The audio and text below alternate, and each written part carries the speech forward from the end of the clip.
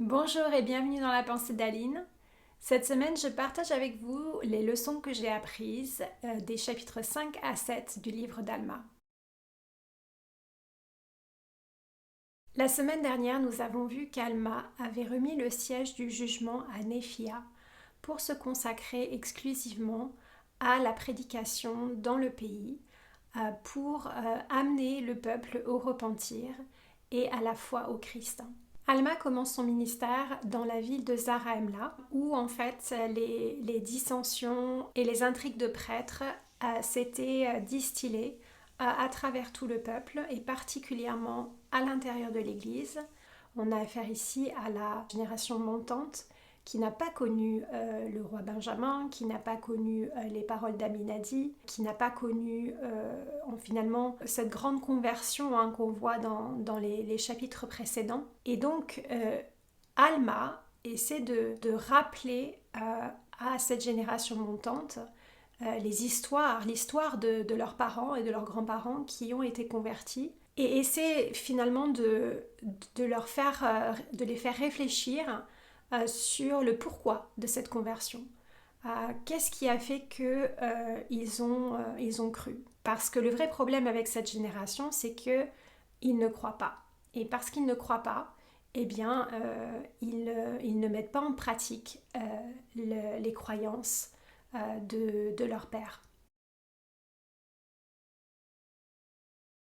Dans le chapitre 5, on peut lire le sermon d'Alma au peuple de Zarahemla, qui est un sermon assez dur à entendre, plutôt inquisiteur, je dirais, parce qu'il pose beaucoup de questions pour générer une prise de conscience du peuple de son état pécheur, de son état de méchanceté. Pour ce faire, il parle beaucoup du jugement dernier et du fait que nous allons tous, au jugement dernier, devoir nous présenter devant le Seigneur Jésus-Christ et répondre de nos actions durant notre vie sur la terre. Pourquoi il fait cela?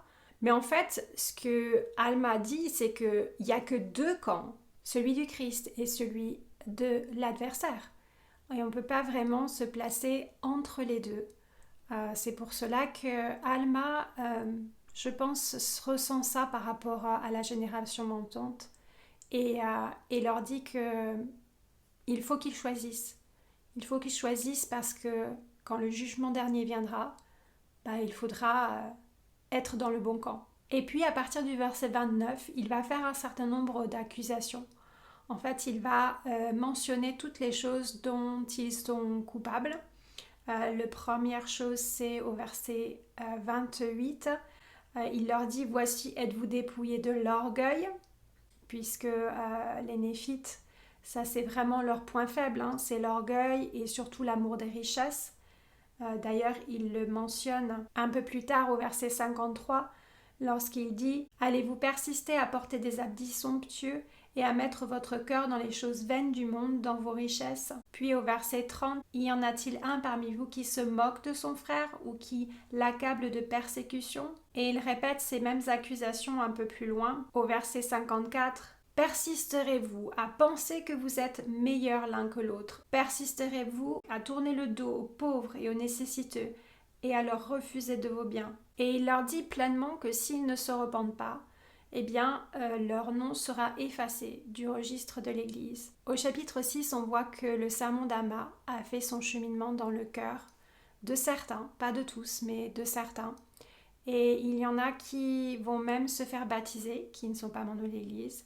Mais par contre, il y en a certains dont les noms, comme il est dit au verset 3 du chapitre 6, et il arriva aussi que tous ceux qui appartenaient à l'Église, qui ne se repentaient pas de leur méchanceté et ne s'humiliaient pas devant Dieu, je veux dire tous ceux qui étaient enflés dans l'orgueil de leur cœur, cela fut rejeté et leur nom fut effacé, de sorte que leur nom ne fut plus compté parmi ceux des justes. Ensuite, Alma va rendre visite au peuple de Gédéon et prêcher la parole parmi ce peuple. La nature du sermon d'Alma ici est très différente à mon avis du sermon qu'il a donné à l'église de Zarahemla. On voit un discours qui est beaucoup plus encourageant, qui est beaucoup plus dans l'approbation, dans le soutien. Et en fait, il dit bien au verset 19, « Car je vois que vous êtes sur les sentiers de la justice. Je vois que vous êtes sur les sentiers qui mènent au royaume de Dieu. Oui, je vois que vous rendez droit ces sentiers. » Donc on a un peuple ici qui n'est pas du tout dans le même état d'esprit que celui de Zarahemla. Et c'est pour ça que Alma va concentrer son discours sur la venue du Christ.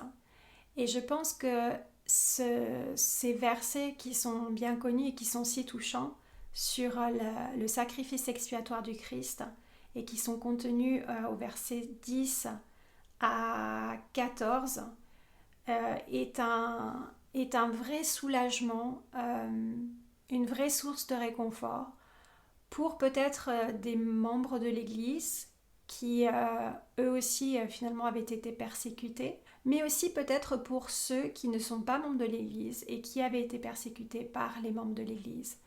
Donc on voit vraiment que le discours d'Alma est un discours de réconfort, un discours d'encouragement, un discours qui va finalement permettre de recevoir une bénédiction d'Alma, puisque à la fin du chapitre, il leur dit que la paix de Dieu repose sur vous et sur vos maisons et sur vos terres et sur vos troupeaux de gros et de petits bétails et sur tout ce que vous possédez, vos femmes et vos enfants, selon votre foi et vos bonnes œuvres, dorénavant et à jamais. Donc ici on voit le grand prêtre de l'Église donner sa bénédiction à ce peuple à cause de la diligence, comme il est dit au verset 26, à cause de la diligence et de l'attention extrême qu'ils ont accordée à la parole d'Alma. Le manuel faisait justement remarquer cette semaine que parfois nous sommes comme le peuple de Zarahemla et parfois nous sommes comme le peuple de Gédéon. Parfois nous avons besoin d'être appelés au repentir et parfois nous avons besoin de soutien et de réconfort alors que nous marchons sur les sentiers de la justice. Et pour voir où nous en sommes à un moment précis de notre vie, c'est important de faire une évaluation personnelle spirituelle. Dans le discours de frère Ronland, qui était mentionné dans le manuel cette semaine comme référence, un discours qui s'appelle « Conserver ce cœur qui a connu un grand changement ». Elder Ronland compare le changement de cœur d'un cœur physique, donc une transplantation cardiaque, à un changement de cœur spirituel. Il dit « Tout comme chez les bénéficiaires d'une transplantation cardiaque, le grand changement de notre cœur spirituel n'est que le début. Le repentir, le baptême et la confirmation sont nécessaires, mais pas suffisants. En effet, on doit prendre soin de la même manière, si ce n'est mieux, d'un cœur changé spirituellement que d'un cœur transplanté physiquement, si l'on veut endurer jusqu'à la fin. Persévérer jusqu'à la fin peut s'avérer difficile à cause de la tendance de l'homme naturel à rejeter le cœur qui a connu un changement spirituel et à le laisser s'endurcir. Nous connaissons tous des personnes qui ont connu ce grand changement de cœur, mais qui ont succombé à l'homme naturel par la suite. Elles se sont mises à négliger leur culte et leur dévotion à Dieu, leur cœur s'est endurci, et elles ont ainsi mis leur salut éternel en péril. Puis il parle justement des questions que Alma a posées au peuple de Zarahemla et dit « Alma le jeune pose une série de questions aux contemporains du peuple d'Amon qui, au sens figuré, pratiquent une biopsie sur le cœur qui a connu un changement spirituel.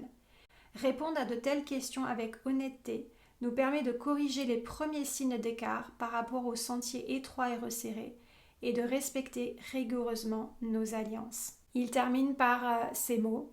« Pour persévérer jusqu'à la fin, nous devons avoir le désir de plaire à Dieu et de l'adorer avec ferveur et passion.